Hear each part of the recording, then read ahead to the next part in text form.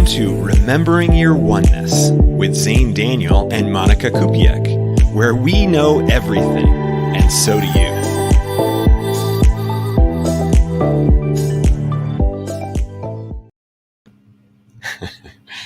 All right. Hello, everybody.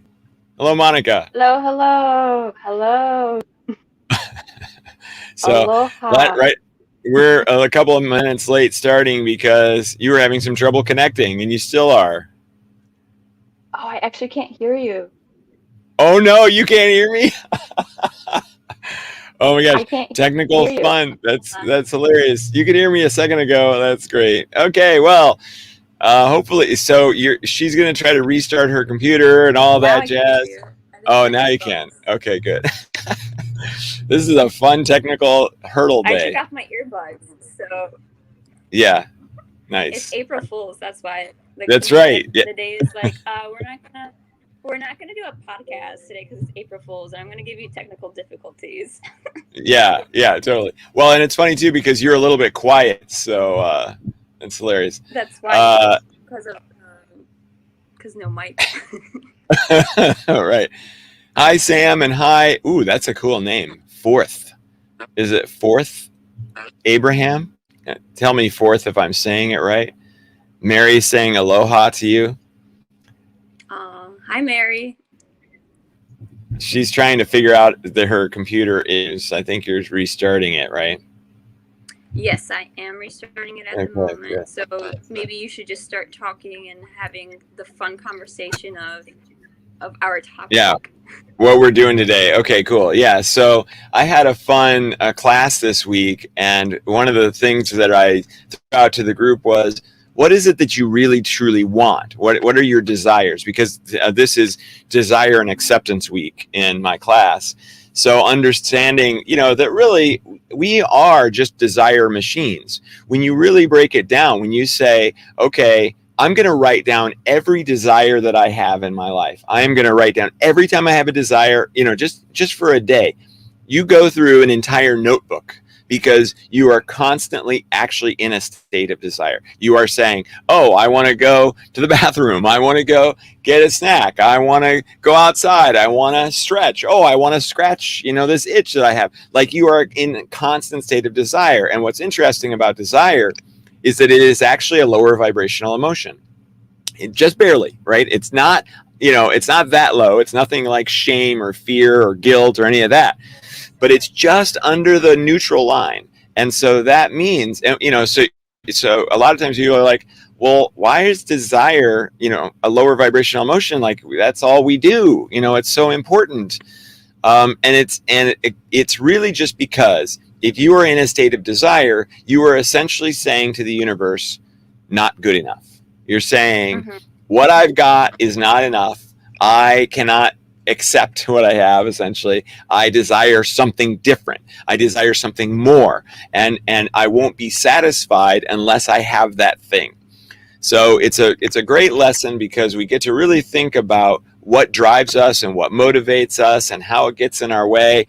And if you are constantly in a state of desire, that means you're also in a constant state of lack or deficiency. So what I teach everybody is to just recognize your desires. I'm not trying to tell you not to have them because that's practically impossible. That's like saying, okay, brain, I don't want you to have any more thoughts. It's just too integral to who we are. So it's a really fun exercise to start to recognize how much desire we have. And so I asked the group, hey, what is one of your big desires? What's a giant desire that is, constantly affecting you? And really, very quickly, people said, well, I want to be wealthy. Oh, I want to win the lottery. Oh, I want money. And so that then created a new discussion. And it was, of course, why? So everybody who's watching right now, I want you to think of what your greatest desire is. What is that thing that you wish you had more than anything else? Maybe it's a relationship. Maybe it's money. Maybe it's a job. Whatever the thing is, think about what you want. Or maybe it's the world peace kind of thing, or that nobody was suffering anymore. Whatever that deep desire is, really ask yourself, what is it? And then take a moment to ask yourself why. And that why is really, really complex. I'm seeing like spider webs, because there's so much to the why on it. Like the why for those that were in my class who said they wanted to be wealthy, the why was, well, I want to feel free, or I want to be able to spend more time with friends and family, and that sort of thing. So, Monika, you're already thinking about it. What is your biggest desire? Well, I guess it would be financial freedom too. Yeah, like, right. I feel like and is that why? Is it because freedom? What do you mean by freedom? Yeah, I guess it would be freedom.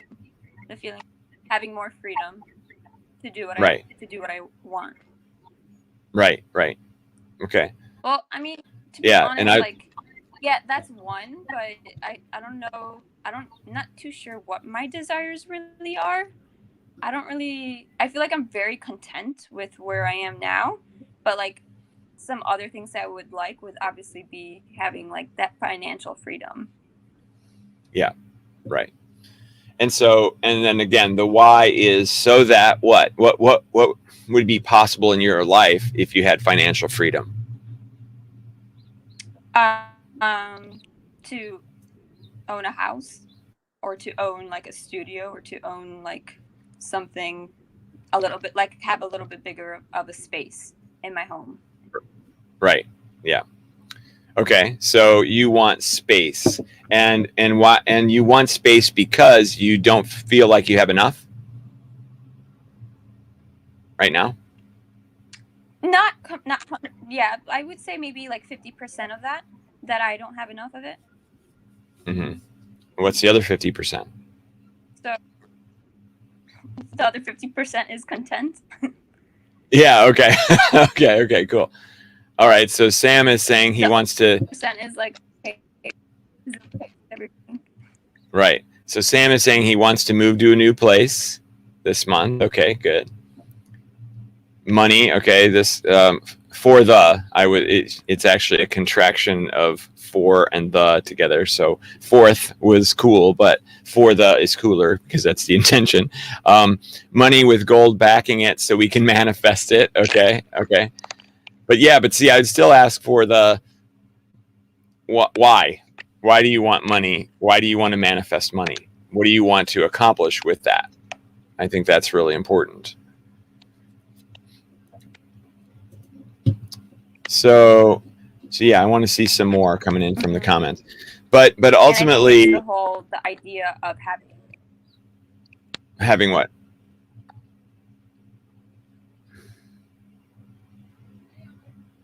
We're having some connection issues with you, Monika, or at least I am. I don't know if anybody else is. Okay. Having the freedom. Right. It goes back to the freedom. Yep. I hope her computer gets fixed soon. Okay, so let's go ahead and look at this. Freedom. Are there ways that we could have freedom without money? Is it possible for us to achieve that freedom experience without money? Let's say that you were, and we talked about this in the class too. Let's say that you were arrested, and you were arrested for doing something that you didn't do. You didn't do anything wrong. Okay, I think I'm having some internet issues, so I'm going to try to fix that real fast. I'm seeing some things on my screen that indicates that perhaps my internet isn't so great.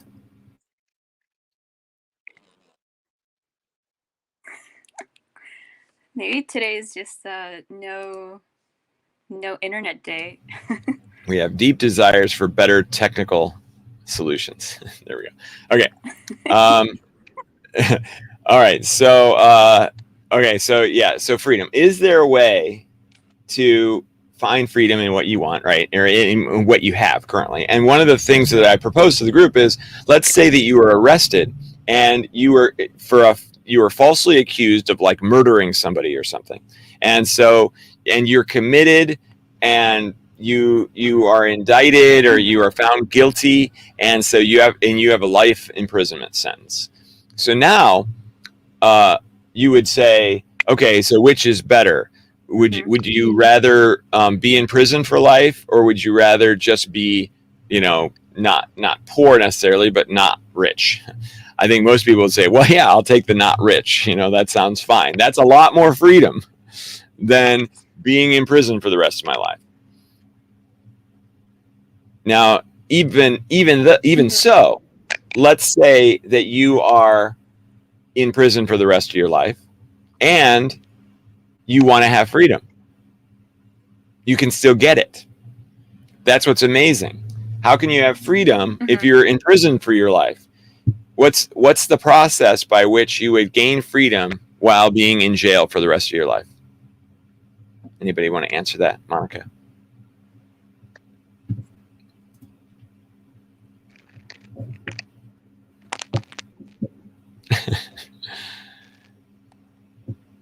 Marina's rooting for you, Monika.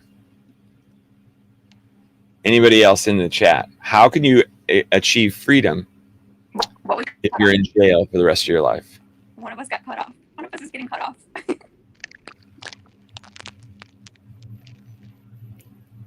All right. Well, I think I'm going to remove Monika because she's having too many problems. And so really what's going on is that you you can go into a meditation anytime you want to. You are alone in your cell, let's say. Right, Sam, you're going to feel free, inner peace, even in jail. So you're going to go into a meditative state. You're going to go into a different kind of approach altogether, where you're going to look at all this free time as the opportunity that you've never had before to meditate, to read, to explore galaxies and universes and worlds, to create in your own head. You're going to create incredible planets and incredible stories and incredible things. You could totally go through the mental exercise of doing that. And it might be something that you've said in your life, well, I don't have enough time for that because I have all these responsibilities and I have all this other stuff that I'm doing. I'm not meditating. I'm not taking advantage of my time really because I've got to do all this other stuff. So I can't meditate. Well, now you don't have any excuse. You get to do that all day and you could relish it. You could find it the most amazing experience ever. And I think that if you do look at and look up prisoners who have achieved enlightenment, that's what they'll tell you, is that that's how they did it. They went into that situation where they had nothing better to do, and then they started meditating. And it was the greatest experience they've ever had. Another thing that I would definitely do in prison if I were stuck is I would start exercising. Push-ups, sit-ups. I would figure out all the exercises that you can possibly do with me and a bunk, right? And you'd find that you would get pretty buff. And that's another one of those things that maybe you don't have enough time or you don't choose to have enough time to do while you're doing your thing. So if that's true of the worst, most, restricted situation you could possibly be in, then why can't you apply that to your normal everyday life and say, gosh, I want financial freedom, and be stuck in wanting that, in wishing for that. Wishing is the worst thing you can possibly do. Wishing is saying, not only do I want this, but inherent in the word wish is the fact that you'll never achieve it. If you say, I'm going to become wealthy, or I wish I was wealthy, I wish I was wealthy, that sentence means I ain't ever getting there. It's never going to happen. Okay. Let's see. Monika's back in the waiting room. Let's see what happens. Okay. She's back. Hi. She's back. What's going on? Back on my phone. I have no idea what's going on today. Nothing is working for me. Okay. Are you able to even go to like other websites and things? No, it's like maybe the something is wrong in the area. It seems like. Yeah. Yeah. that could be. But you've got connection now again, as opposed to a minute ago where you're just frozen. Yeah, I didn't have anything, so I'm not Yeah, sure what's going on. it's funny. Well, so anyway, we're talking about what you would do in prison to make it so you had freedom, and it was exercise and work out, do push-ups and sit-ups. It would be meditate, invent worlds, create in your head. And then Sam just said you could do meditation or yoga in there also, which is another great one. Absolutely. So what I was essentially saying is, then if you can have that much freedom in one of the most restrictive experiences that we could possibly imagine, then why can't we go ahead and have freedom in our current everyday life? Why is it that we say, well, I wish I had money? And I was also explaining that when you wish, you are inherently saying, I'll never get there. So first thing you never want to do is wish. You always want to go ahead and, at least say, ooh, I would desire that. That sounds interesting. Or you say, I will get there. Because if it's something that you really, really, really, really want, then all you have to do is say, I will get there. Or in the manifestation sense, you say, I'm already there. And that is how you bring that reality into yours. Right. Okay. Yeah. So for the saying, so prison is actually freedom from chaos, and it would restart the creative mind. Absolutely. Monica's breaking up again. Well, it's going to be the remembering our oneness with Xane and Xane today, I think. I'm trying to say that it's like all you need to do is just... Oh, man. What a terrible time to cut out. All you need to do is...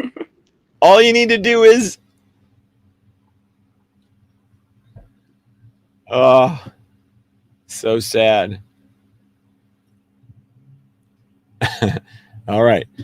Well, all you need to do is disconnect. Okay. So anyway, back to this. We can't. Okay. There was another good one that somebody said. I want to throw it out here. Okay. SL Ocean said he wants, or she wants, a happy, healthy marriage. Reason, safety, and security. Oh, the reason is safety and security, and create generational blessings, be a model for my family and other people in my community. Okay, those are great. So if you want a healthy marriage, then, and you don't currently have one, now the question I would ask is, do you have one and it's unhealthy, or do you just not have a marriage? Either one is interesting. So let's say we're coming from the perspective of we don't have the marriage at all. We don't have one yet. We're single. So safety and security. You can create safety and security even if you don't have a marriage. You can most certainly do that. And safety and security are root chakra desires. And so if you have survival fears, then your root chakra is probably not exactly where it needs to be, right? Not in a marriage yet. Okay, so we just got the answer here, right? Yep. Okay, thank you, SL. So if that's the case, then you can do things to resolve those issues. You can give yourself safety and security physically, so you can be in a place that has alarm systems. You can get a good paying job that maybe you don't really like that much, but you've got safety and security. Or you can work on your need for safety and security. You can say, well, why do I actually feel like I need safety and security? Oh, well, that's because it is a survival mechanism that you are essentially trying to not die. Okay, well, are you really in danger of dying? Maybe not. And maybe there are some things that you can do to make things better for yourself from that perspective. Maybe there's something that you can change in your mind and go, actually, I could be fearless. How can I be fearless? What's the approach to being fearless? Because fear is the reason that safety and security is a concern. And so there may be an incredible solution that will give you a new sense of freedom and realize that you don't actually need safety and security. We live in a pretty safe and secure world. We have all kinds of opportunities and all kinds of approaches that will keep us going just fine. And so that might not need to be that important of a thing. There's many approaches to this outside of marriage. Create generational blessings. Okay, so that means that you're interested in having offspring, having children. Well, there are actually ways to do that without having a marriage, if that's what you want to do. There are many options for that. You can adopt. I don't know if you can adopt as a single parent. I believe so. It probably depends on what country you're in and all of that. Or you, in many cases, you can have a baby with a donor or whatever. So there are other possibilities there as well. And be a role model for your family and other people in your community. Oh, yes, but you could be a role model for them in being the most badass single person ever that can still do it all, or whatever that is that you want to demonstrate, even without a partner. Great. Okay, let's see here. So thank you, Sam. Grateful this conversation needed now. We have to accept where we are and know where we want to go. Boom, you are on the right track, Sam. That is absolutely where I'm going with this, is that when we ask ourselves, oh, I want this, and oh, I wish I had that, we can actually deeply ask ourselves, why? Why is it that we want this thing? Maybe we've already got it. And that's what I want everybody to come away with, that there is a way to have acceptance for exactly who you are and what you've got, and to not only have acceptance, but relish it, appreciate it, be excited about it, go into gratitude for it, and have this incredible life experience as a result of just having what you have right now, or being satisfied with what you have. Because let's say that SL and wants to have a marriage really badly, right, for the rest of his or her life. What if then that never presents itself? So that means that SL and anybody else who wants to have a marriage or a relationship that badly will actually just have a miserable life, because that's what they want the most, and it never presents itself. And so they've gone through their whole life and they're laying on their deathbed and they're saying, crap, well, that was a really big wasted opportunity. I could have thrived in this world, even though I didn't have that. And I could have then, who knows, it might be that because you thrived, because you are so satisfied with what you had in every other way, then a partner would manifest. Because you were so happy, so satisfied, so grateful, so energetically aligned with whatever your life turned out to be, that now all of a sudden that you manifest it, you are more attractive. Everything just works out in a much, much better way. So that's what the kind of the amazing part about doing all of this is, and running through this exercise, is that if you spend your life wishing, then you will never be happy. If you spend your life loving everything exactly as it is, then you'll always be happy. I used to be fearless. Okay, let's see here. SL.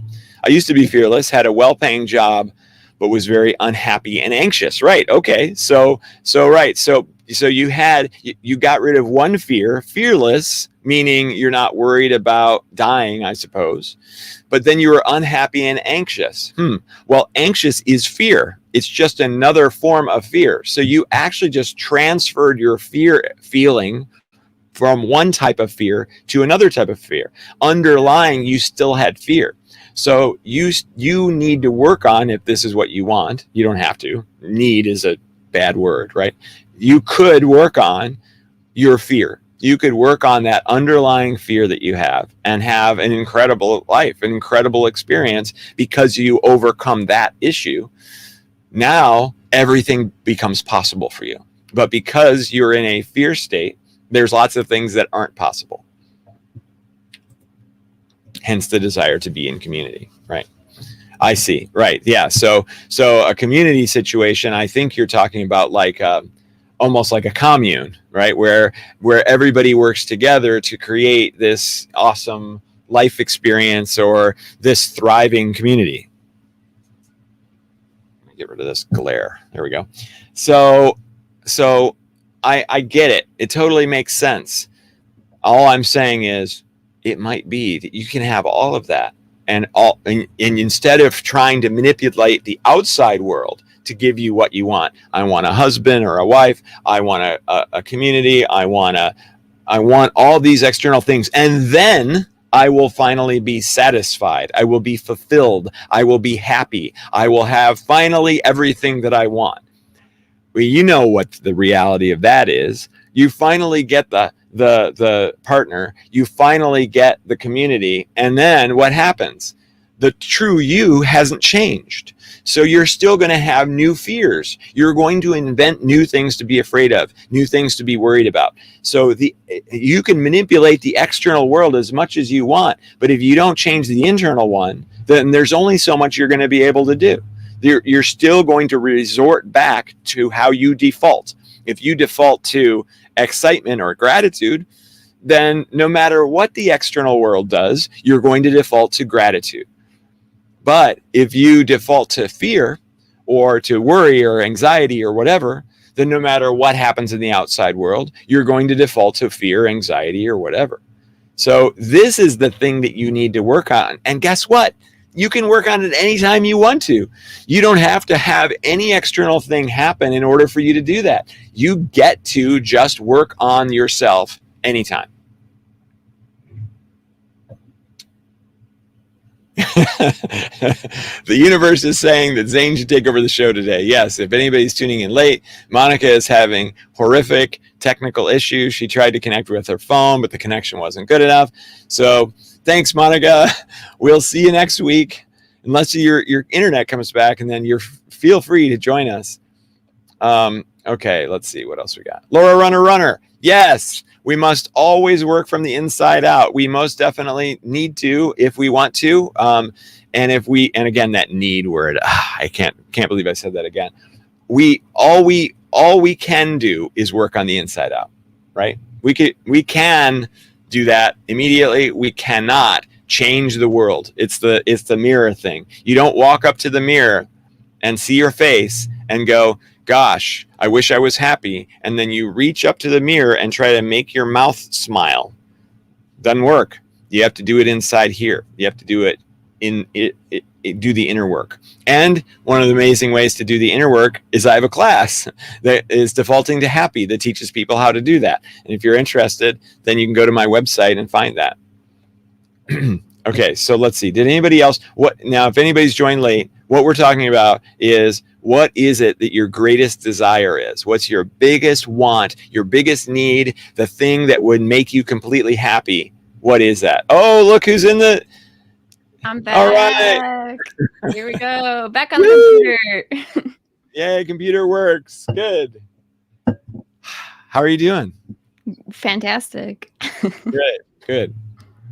I think you just needed to learn how to host by yourself, so that way you don't need me in case something happens to me. You're out on the waves.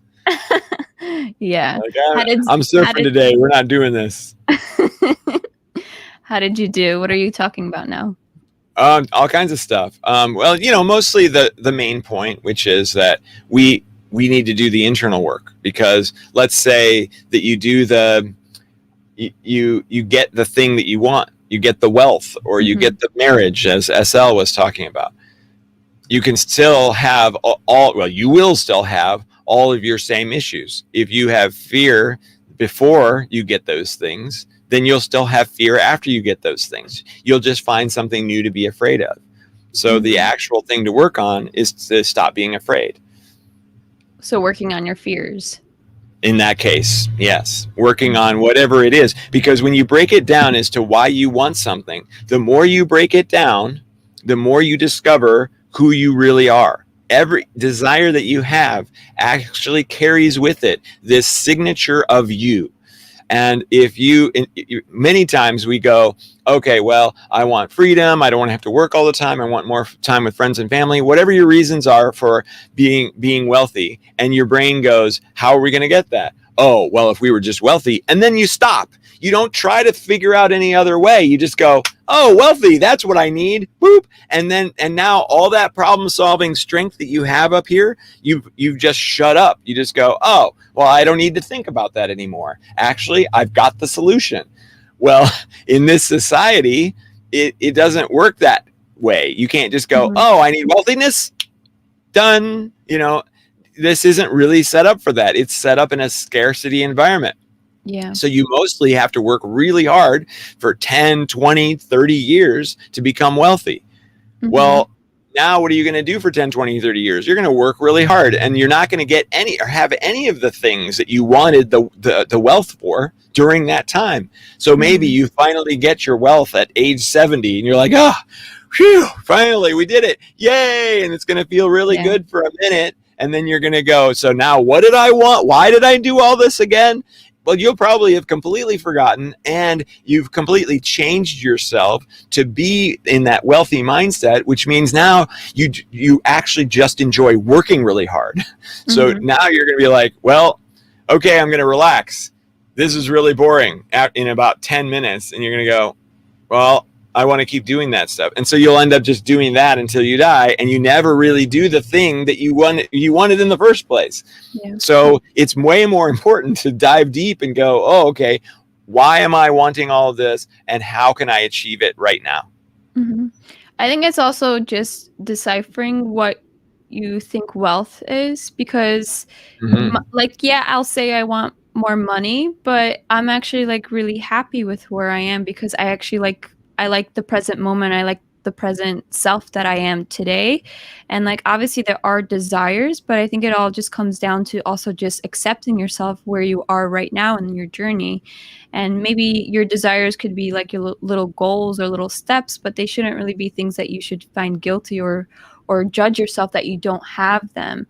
So it's almost like rewording your desires into lists of stuff that you already have, and you're actually going to find out that you're very wealthy, or that you have abundance of love, and love is actually the one that's going to make you the most wealthiest.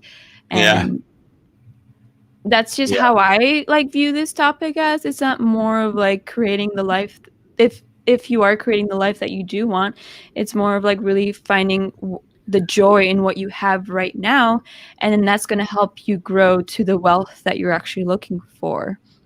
Because without actually appreciating what you have now, there's no way that you're going to appreciate the wealth that you create later down the line. Because like you said, it could take you until you're 70 years old that you've created the amount of money that you wanted, but you just wasted maybe 40 years of your life not even enjoying the sunrise, or enjoying the birds, or enjoying a flower blooming in your backyard or down the street. So it's like your wealth could be determined by the number of flowers that are blooming in your yard, or just the success of not having a plant die in your home. That type of thing. Because I find those to be that was one of my desires. Like last year when I bought some plants, I'm like, I really hope this lasts at least a year. And my friends just came to visit me this past week, and they're like, how did your succulents grow so much? And it's like a different type of wealth that I've created. It's like, oh, well, I gave so much love to this succulent, and now it's just overgrown, or it's just like flooded with this new growth that it has. So I feel like if anyone is listening now, just make a list of what it is that you already have, and notice the abundance of it, or just the success of it. Yeah, for sure. That's beautiful. And then Sam says, and then some people always want more, right? So that was that end game that I was talking about. Like, okay, finally got it. Well, what's it? And but I've got $1 million. Let's say that's what the goal was. Well, can't I get $2 million? Can I have $2 million? Right? So like, oh yeah, well sure, and so you could just keep going and that really ties into our nature as humans, right? We're really into like striving and working and surviving and all that stuff. So it plays so well into our nature. That's why the capitalist system actually like drives so many people, and nobody wants to change it, because it really does tie into that base instinct. Well, going back to our conversation that we had last week about living in the 5D world or 5D society, and then eventually the bottom line is just enjoying yourself being a human. And I feel like these are just human qualities that we have. It's just always wanting more. But there's a fine line between, you know, wanting more with your ego or wanting more with your spirit, with your you know, oneness mindset type of thing. Yeah. Like, because if you're doing it with your oneness out of like, okay, well, I want this big house, but in this big house, I'm actually going to have clients here that I can help heal, or it's going to be a community house where I'm going to be having lots of gatherings with my friends, and I'll be able to have the space that I need to then collaborate with other people. Or maybe your idea is to have, I don't know, like live by the beach. Or if your idea is to live by the beach, then maybe it's because you're supposed to meet someone there by the beach, or maybe you're supposed to, you know, like run into someone that's going to help you into your next step. So it's like almost like, yeah, follow your desires, but then, you know, take them into moderation. Like we're saying, like to actually reevaluate them. Are they ego driven, like greed, or are they actually like something that your intuition is guiding you to take you there? Yeah, absolutely. Yeah, loved all that. And I want to invite everybody who's watching now to consider saying, okay, what is it that your oneness wants? What is it that your oneness desires, rather than your human, your monkey brain human who's trying to survive and avoid things? And, you know, a lot of times we want things because of what we don't want. I want to be wealthy because I don't want to work anymore. I want to be wealthy, or I want to have marriage because I don't want to be lonely anymore, right? That is all the wrong way to go, right? The way to go is much more about the beauty of what you can achieve with your goals and desires. So if your wealth desire is, I want wealth so that I can give it to the people that need it, you know, that's a slightly different variation of that, because it's not about what you don't want. At the same time, it could be because you don't want people to be poor, right? So again, you know, it's an interesting thing, but to try to challenge yourself to say, what does my oneness want, or what does my higher self want? And I'd love to see what people say in the comments when you think about it in that way. Because with me, when I first visited Hawaii, it was in 8th grade, and after that, I made it my goal or my desire to move here, and I did a lot of that. I did a lot of like push and pull, like, why do I really want to move here? Why do I want to live here? And when I finally did do it, it's like so many things opened up with my spirituality, or with the people that I was meeting, the lessons that I needed to learn. It led me to, you know, some of my greatest injuries that led me to ayahuasca. And it's just like more development with my own self that I made here than if I had stayed in Chicago per se. It might have maybe taken me much longer to get to the point that I am now. But because of this desire to move to another location, it opened up so much. And I think it's like when you follow through with these desires, then yeah, another desire will open up, but you've leveled up to your higher self even more, or you've leveled up to remembering yourself even further, and it's going to make the next desire maybe even more wholehearted. I like to call things like wholehearted desires, because then you truly know that it's from your heart, or it's from your source, or from your higher self. It's not just like a regular, you know, list of desires, like I want a dog, or I want, you know, like more money. But if you truly have a whole heart of like, okay, I really want this dog, and you're going to learn about unconditional love even more. Because when I finally got my cat, I learned so much about unconditional love, and I never knew that a pet could give me that much love. Right. So it's like, it's interesting, like when you do get a desire that you want, it's like almost like you've reached a different level of freedom. You've reached this new part of yourself that either, yeah, it was meant for me, or you realize like, oh wait, this didn't actually make me feel good. And when you realize that it didn't make you feel good, then you're able to then make your next desire stronger or even stronger, or you'll realize the next time that it's another weak desire, then you'll kind of just learn to evaluate what's a true desire and what isn't a true desire. And it's all just trial and error, and you don't know until you fail, essentially. Or when you get there, like Lorana Runner is saying, sometimes I'm disappointed at the outcome. So you can do this thing and get and achieve your desire, and then go, oh, that wasn't totally what I wanted. So that's another thing. Like, okay, imagine spending 30 years of your life trying to get to this moment, and then go, oh, well, that wasn't really what I wanted.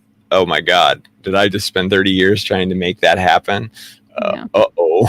And so that's why these deep inner questions are so valuable to do while you've got 30 or 40 years to explore them, or even if you have 5 minutes, like it doesn't matter, but being able to ask those deep inner questions, like what do I want and why do I want it? And do I already have it? Or is there a way to just see that I already have it, or kind of create it in a day? You know, that those are amazing exercises to do. Yeah.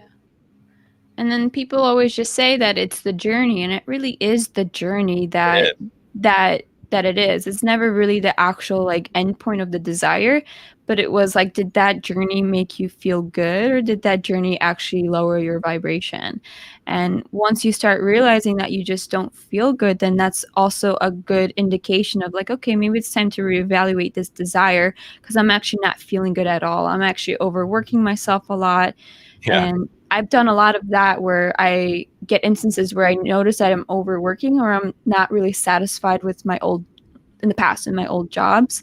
Then I'm like, wait, there's something missing here. I'm making all this money, but I'm not really like happy. So is there another way for me to make income that will be more aligned with myself? So you'll also get instances like that you're getting tests. You're getting tests every single day if you're doing something that's aligned with you, or that if you're not being aligned. And the best way to realize if you're tired, if you feel more drained, if like you're having a conversation with someone and you're just like wanting to leave and not be present. So a lot of the things, it's like if you're not being present with yourself, that's a good indication that it could just not be aligned with you. Because if you solely love something, you're going to have your full attention with it. If you're on autopilot, like that's when something is a little bit more mundane, or something that maybe there's something more that you could do. And that's where those desires of wanting more occur, because you're not really fulfilled with what's aligned with you in the moment. Yeah, and if you think about people who do hobbies, for instance, so somebody who likes needlepoint, or likes to create remote control cars, or all the different kind of fun things that people will do, you ask yourself, okay, why are you doing those things? Do you only want the end result of the needlepoint or of the remote control car, or do you enjoy the process of creating that? Do you enjoy I want to choose these colors for the car or for the needlepoint, whatever, I want to do this and that. In this process, it puts me into a little bit of a meditative state as I work on it. It's problem solving. So I like, so you generally don't pick hobbies that you aren't interesting unless they're done, right? Yeah. That doesn't happen. So you can take that same approach to everything. Like, am I going to enjoy the process of this? And if not, then maybe it's not quite right. Maybe the only thing I think I will enjoy is the end result. Then that's not really your passion. Your passion is got to be the process, because we're here in a three-dimensional world that is extremely limited. Because we can't just snap our fingers and make stuff happen. We actually have to do the creation process. We are manifestors, and we can create anything we want. But the difference is it takes time and effort and energy to actually do that. So if you don't like the time, effort, and energy, then you probably shouldn't do it. Mm-hmm. And it's also like that process feeling. It's also your flow state. And for me, that's why I like to surf, or why I like to hike, or maybe why I like to paint, or doing photography, because in that flow state, I feel like I'm most connected with God, or I'm most connected with my oneness. And I feel like the drive in my life is just getting into that state. And when I'm there, I don't want it to end. And that's also like when I'm doing other things, I'm also wanting to go back to that state because it makes me feel better. And when I feel like when you're in that state, it's like your true self is actually shining, and like maybe you'll start hearing messages from like your different angels, or from your different guides. And that's when I feel like I'm most happiest. And I feel that people that are like professional athletes, or actually like live out their passions, they are just so driven to be in that state all the time. And that's why they've become professionals in that state, Right. because Right. they don't want to go back to the lower vibrational things. They're not ready for that. They don't want to do that 9-to-5 job, because they already know they don't feel good. So they're going to do everything that they can to achieve this pure perfection of this sport, or of this craft that they're doing. Like Yes. Olympic athletes per se. I honestly love watching the Olympics, just because I get fueled by their energy, or by their passion, that you feel like they're trying to be number one. They're trying to beat their last scores, because they're just in that flow state. They're just in that state of like wholeness within themselves. Yeah. And they kind of do have to go into a meditative state in order to accomplish those things, because they can't be thinking about that they've got to do their laundry while they're like pole vaulting. That's probably not going to go very well. Right. They've got to visualize everybody is like everybody in their life will like find something like that. And I think like the joy of life is actually finding what it is that makes you feel that good, that you just want to keep pursuing. Right. Okay, so here we have Laura. Don't totally understand her sentence here, but I have a hard time find something. I want time. Oh, I want, period, probably. Time, energy, or time. It's short-lived. I have a hard time finding something I want time for. So I think it's like she hasn't found maybe a passion yet, or she doesn't have time to do her passion. I think that could be it. I feel like if she wants energy or time, give. Oh, to give time. we're trying so hard. Yeah, try it again, Laura.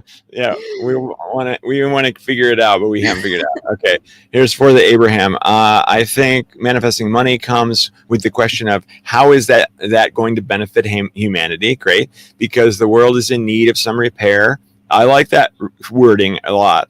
And that should be everyone's current job on some level. Yes, I like that. That's the collective responsibility. And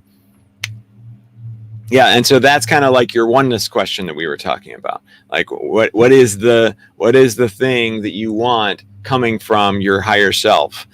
And so it could be that the benefit of humanity is absolutely a huge part of that. But at the same time, I mean, we can break it down a little bit and say, it could be benefit my family. That's still benefiting humanity. It could be benefiting yourself in a very being of light sort of way, in an enlightenment, or because we talk about this a lot, that we are a reflection of everything and everyone. So if we can heal ourselves, we are essentially helping heal the world. So there can be that approach as well. But I'm a big fan of this sort of approach for sure. I think. So I know you asked me what my desires are. Did you list what your desires are? You want to share? Yeah. Sure. Yeah. So my desires are very much like my mission, and that is to help humanity go from the third to the fourth to the fifth dimension.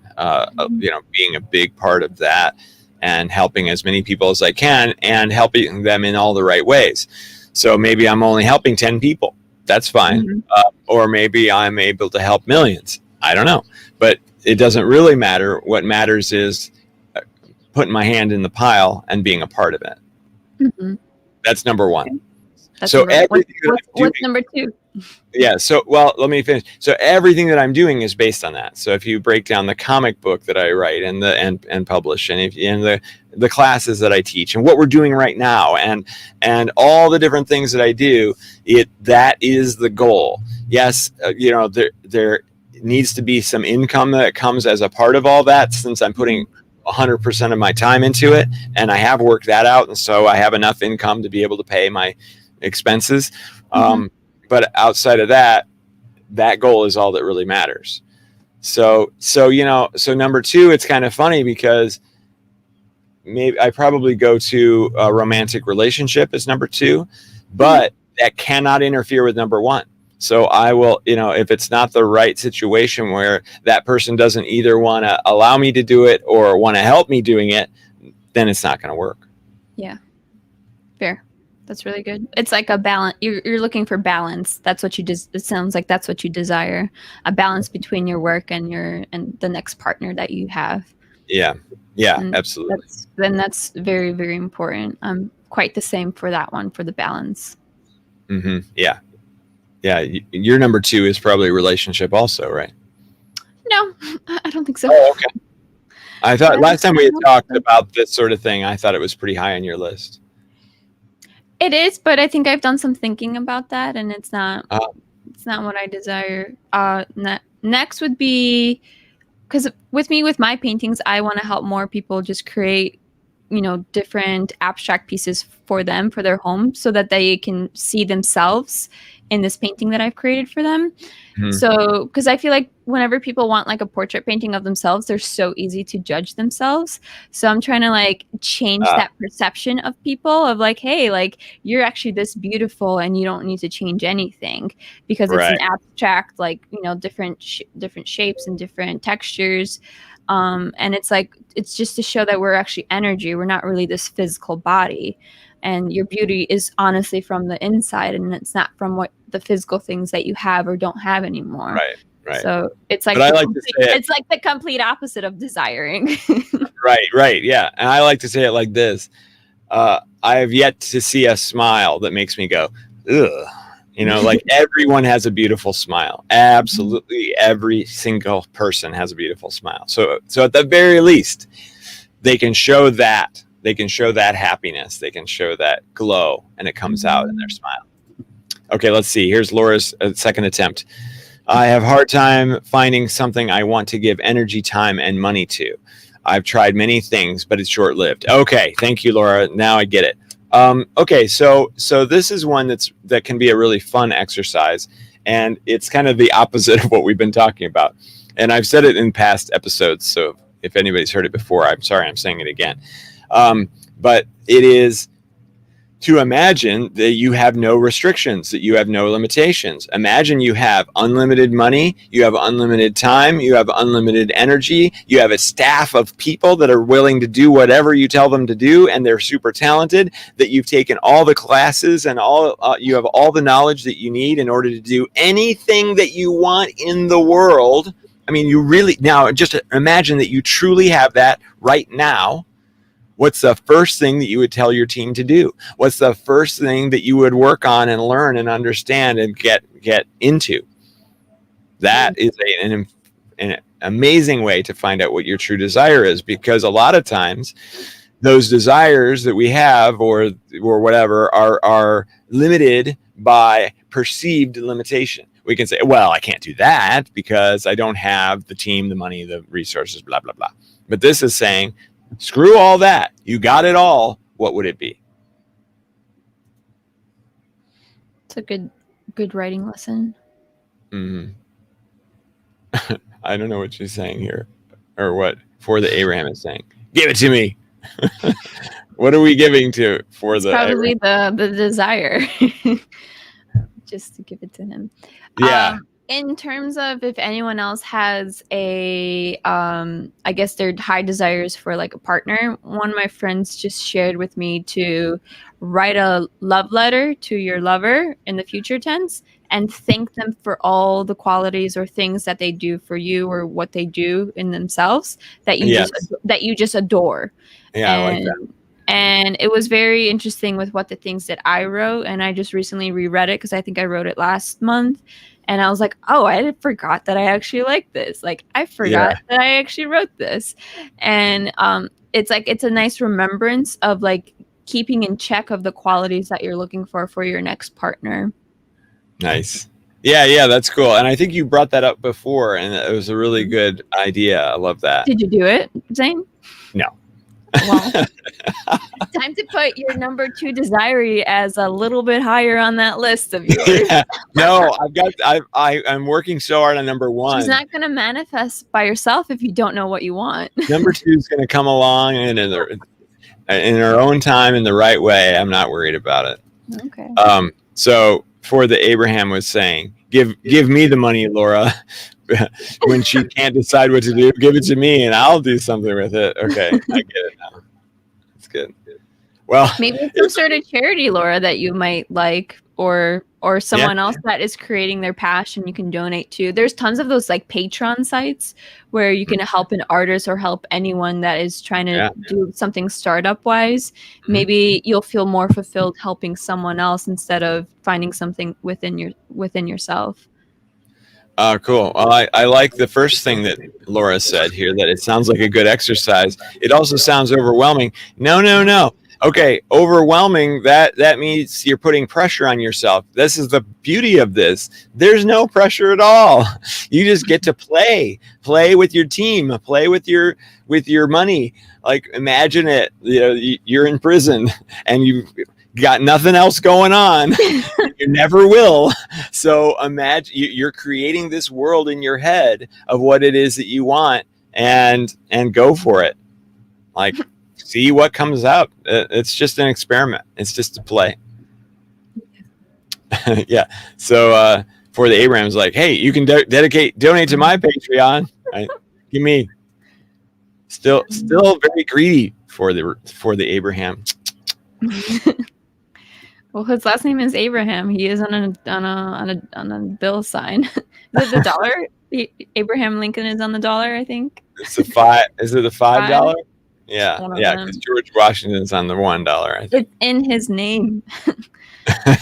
Yeah, but I'm sure it's not Abraham Lincoln. It's still part of it. It's still a little hint of it. That's what made me think of when I saw Abraham. I was like, oh, Abraham Lincoln. So it's definitely on my mind. Right. Well, it's actually like already been almost an hour, because it doesn't seem like it, I'm sure, for you, because you were only here for half the time. Yeah.